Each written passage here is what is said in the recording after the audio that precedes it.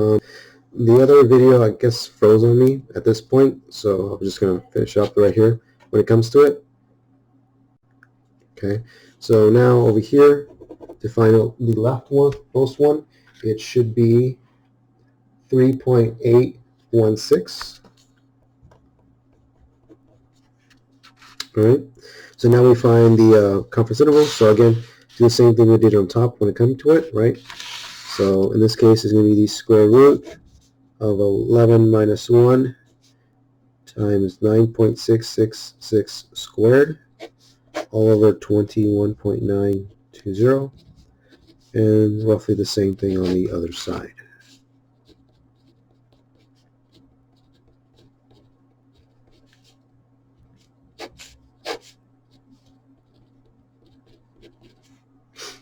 Okay, so once you do this in the calculator, like we did in top, right, subtract, square, and all that fun stuff, and we should get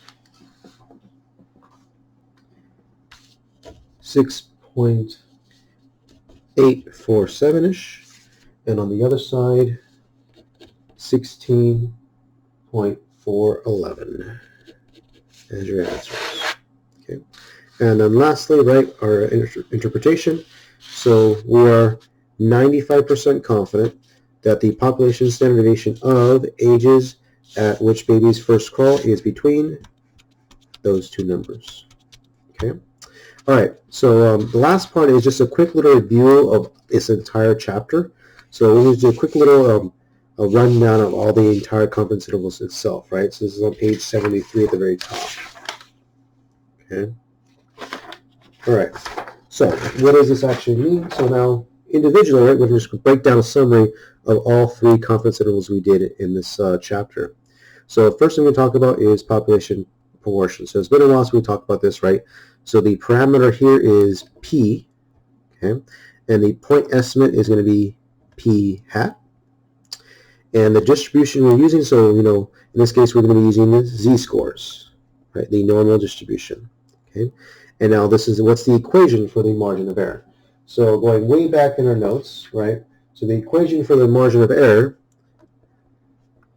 is z of alpha, the square root of PQ over N, okay? Or sorry, P hat and Q hat, right, when it comes to it. This autofocus sucks so bad. Just use that instead. Okay. All right.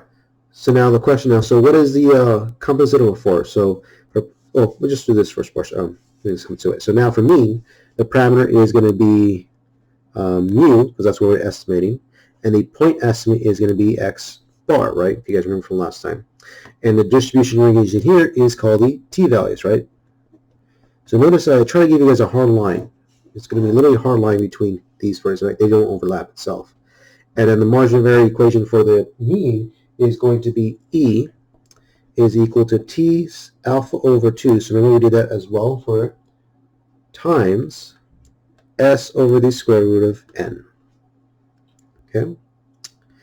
And then finally what we did right now. So the parameter here is going to be sigma. That's what we're representing, right? And our distribution used is literally just going to be the equations, right? There's no portions here. N minus 1 S squared over chi squared of alpha over 2. And on the other side, the same thing.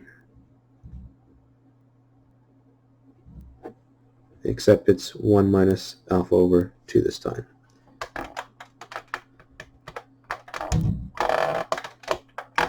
Okay. So again, right, it's just a quick little review.